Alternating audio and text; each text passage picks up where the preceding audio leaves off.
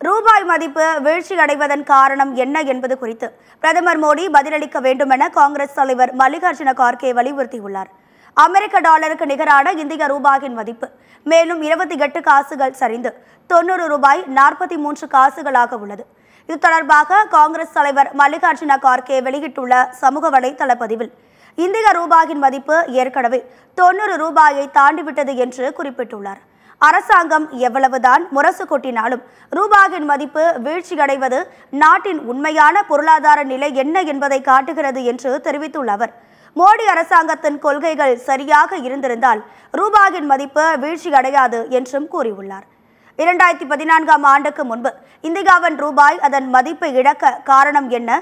இதற்கு நீங்கள் பதிலளிக்க வேண்டும். நாடு உங்களிடம் இருந்து பதிலை கோருகிறது என்று மோடி கேட்டார்.